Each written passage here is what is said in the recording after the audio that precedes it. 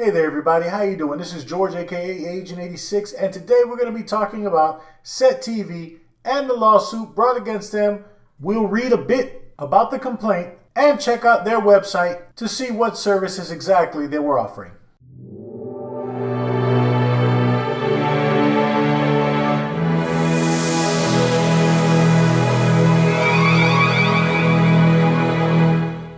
Consumers have never had a great variety of choice when it comes to choosing a cable package or a streaming service, but that hasn't stopped pirates from offering countless tempting alternatives. In fact, streaming piracy has run rampant in recent years, which is why Amazon, Netflix, Hulu, and more teamed up to create the Alliance for Creativity and Entertainment. If you haven't seen our video on the Alliance for Creativity and Entertainment, make sure that you check that out. And now, key members of ACE are filing suit against a popular IPTV service. As reported by GeekWire, the complaint was filed last Friday in California against a service called SETV, which gives subscribers access to over 500 channels for around $20 a month. The lineup includes local networks like ABC, CBS, premium channels like HBO, Showtime, and a bevy of live sports headlined by ESPN. For the customers who use SETV, the service provides hallmarks for using authorized streaming service, a user-friendly interface, and reliable access to popular content. But with a notable exception, the customer only pays money to the defendants, not the plaintiffs, and other content creators upon whose copyrighted work the business depends on, claiming the members of the alliance that have come together to stop SETV. In other words, while SETV is presented as a shockingly affordable alternative to the DirecTV Now or PlayStation Vue, the way that the service is delivering content to users is illegal.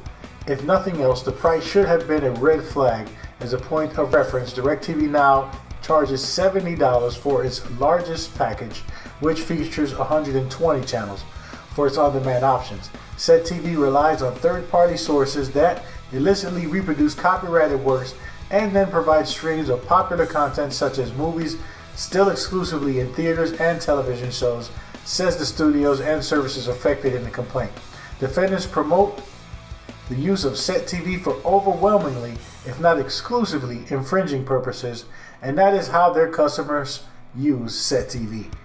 ACE claimed to have the service shut down, all infringing devices impounded, and for SETV to pay $150,000 per work infringed. At the time of the writing, SETV is still up and running, but it may not be for much longer. We did reach out to SETV and ask for a statement. The response that I got from Allison is, "Hi, this issue has been forwarded to our legal department already. If you have any further concerns or questions, email compliance@setvnow.com or legal@setvnow.com." Alright, so I'm asking them to elaborate a little bit on the specifications of their unit. SETV's website says its applicants let customers view TV channels on Windows, Mac, Android, and other platforms. The company also sells an $89 set-top box that is preloaded with its software. Whether the customers choose a subscription or a preloaded box, what defendants actually sell is legal access to the plaintiff's copyrighted works, the complaint says.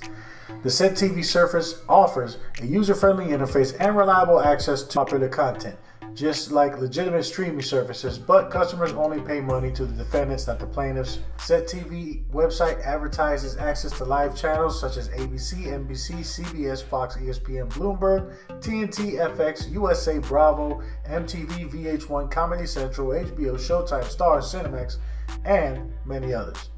Customers are told that they can watch all of those channels for $20 a month with no long-term commitment, no activation fees, no cancellation fees, and no credit check. I'm guessing that it's just a branded version of a mag, which I've never been crazy about those. Looking like it only streams up to 1080. I don't see anything mentioned here about 4K resolution.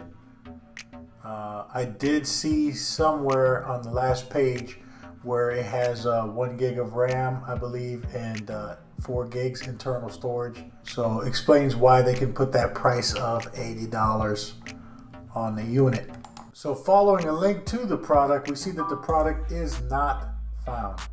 So after searching on their website, I wasn't able to find the real specs. They talked about the box, but didn't really give you any real information on their on their set-top box. I guess we're just supposed to take their word that it's a good quality unit. The defendants market and sell subscriptions to SETTV, a software application that defendants urge their customers to use as a tool for the mass infringement of plaintiffs' copyrighted motion pictures and television shows. The complaint says, besides Netflix and Amazon, the plaintiffs are Columbia Pictures, Disney, Paramount, 20th Century Fox, Universal, and Warner Brothers. SETTV provides access to on-demand videos in a similar way, relying on third-party sources that illicitly reproduce copyrighted works and then provide streams of popular content such as movies, still exclusively in theaters, and television shows. The lawsuit does say, the industry says that the SETTV advertises its services as a substitute for authorized and legitimate distribution channels such as cable television or video-on-demand services like Amazon Prime Videos and Netflix. Netflix shows such as Stranger Things and some of Amazon's original movies are among the on-demand videos whose copyrights were violated by SETTV according to the industry court filing. The SETTV terms of use tell customers that they may not use SETTV service to violate copyrights. The term instructs copyright owners to notify SETTV by mail if any content, user material, or other material provided through the service, including through a link, infringes their copyrights. SETTV owner Jason Labrosi is also a defendant in the case. In 2014, Google filed a complaint against Labrosi in order to gain control of the AndroidTV.com and XBMC AndroidTV.com domain names, allegedly that he misused Google's trademark to sell TV devices. Both domain names are now controlled by Google. The entertainment industry is fighting tooth and nail against innovation and technology. So taking a look at the SETTV lawsuit transcript, in the complaint filed 4/20/2018, we see a large list of complaints, including the defendants and the individual defendants, and SET Broadcast LLCs are referred to collectively as defendants under the Copyright Act, that the defendants market and sell subscriptions to SETTV Now, that the application that the defendants urge their customers to use as a tool for the mass infringement of plaintiffs' copyright motion, pictures, and television shows.